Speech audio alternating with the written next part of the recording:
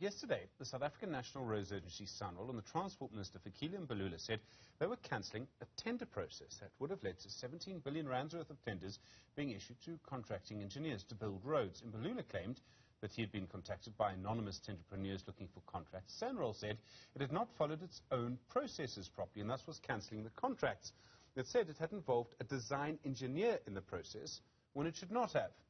Now, the organisation Consulting Engineers South Africa says SANRAL has made the wrong decision. Chris Campbell is the CEO of Consulting Engineers South Africa. He joins us now. Chris, good afternoon to you. You appear to disagree with SANRAL's decision to cancel these tenders. Why? Thanks, Stephen, and good afternoon to everyone listening or watching. I think, if I may add to this conversation, there seems to be an insufficient understanding of the role that the design consulting engineer plays in the entire process. Now, if I can very simply paint this picture that you have the design consulting engineer, and the design process is a very intricate one. So you get to the next stage where you need to get a contractor, which is a completely separate entity, with no direct interest either way, either from the consultant or the contractor. They're discrete entities. And in support of the client, such as SANRAL, who most likely doesn't have the sufficient capacity to do this themselves, or sometimes even the depth of expertise, because they weren't involved in the innards of what went into the design. What happens is the design engineer is responsible for assisting in putting together the contract document, the schedule of quantities, the specifications, and the respondent contractors then have to respond in that manner. Now, if we take the resolution that the board made to disassociate that engineer from the process of assisting, not making the final decision, in assisting, in analyzing and informing the decision to award or not to award to a certain entity, is very poorly conceived. And for these reasons, the consulting engineer is not the singular party. A contract's a legal document, so you'd have legal insight. It's a team effort. The design engineer looks at the technical aspects. What are the risk elements that the client may face in a contractor having priced certain items in certain ways?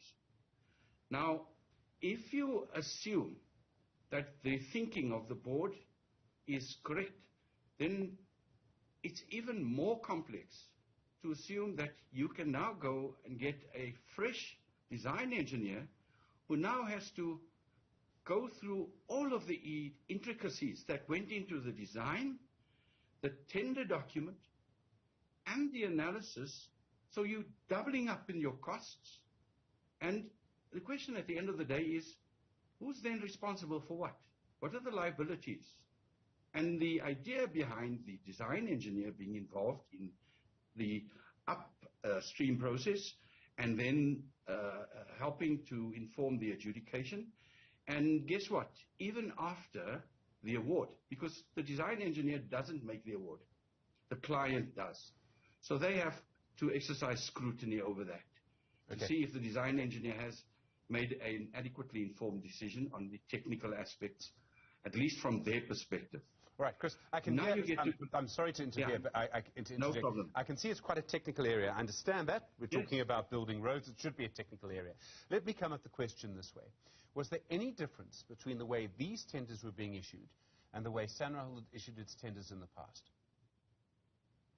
I think, Stephen, that's exactly what concerns me, is that the board had made a resolution. Was that resolution informed by their own thinking? Did they consider what other boards had thought about it, or did they believe that those boards missed it? Because SANRAL has been in existence since 1993. And this has never been an issue. It has been standard practice. So I think that this is likely a blind spot on the part of the board in their quest to ensure that there's good governance. But I think sometimes one has to be careful to pursue the good governance and if you use the nasty expression, throw the baby out with the bathwater. Okay, so what you're saying is that SANRAL had been following a process it had always followed, and only now, with this particular group of tenders, it's saying it was the wrong thing. That is correct, Stephen. In fact, my information is that these tenders had been, the successful entities have known that they're successful. So, the fact that they've known means that there's some information in the public domain. So, how then, after having passed muster through the board, do you, after the fact, now hope to, you can't unsee certain things and you can't unhear this kind of thing either. Chris, we live in a cynical age. I don't need to tell you that. Could something else have happened? Has there been some sort of interference? Has someone whispered in someone's ear? Is someone on a very specific WhatsApp group about contracts or something? I mean, is there any other explanation that you're aware of? Stephen, not directly. I guess, South Africa is a wonderful country, and we've got volumes of Zondo reports to read through. So, I'm sure that speculation around this matter is rampant. I do think, though, that the only immediate evidence that we have is the board's explanation around the whether the management had upheld the board resolution.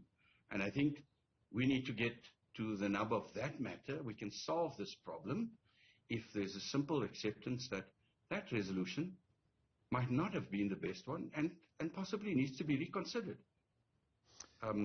We can look for do a witch hunt, somewhere down the line, but we do need to get these projects, the show on the road for real.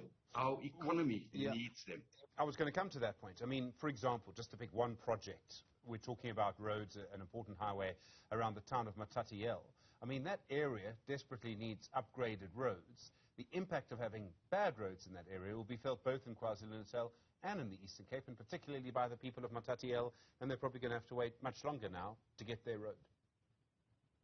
I think you're absolutely correct, and that's one example. If they're meant to get people to be able to make transit much easier, for trade to happen much quicker, and I think these are some of the real catalytic projects that need to happen sooner rather than later, because the current, if the current resolution is not rethought, it is probably going to be another 18 months to 2 years. Sure. Chris Campbell, we'll have to leave it there, I'm afraid. Thank you very much indeed, the CEO of Consulting Engineers South Africa.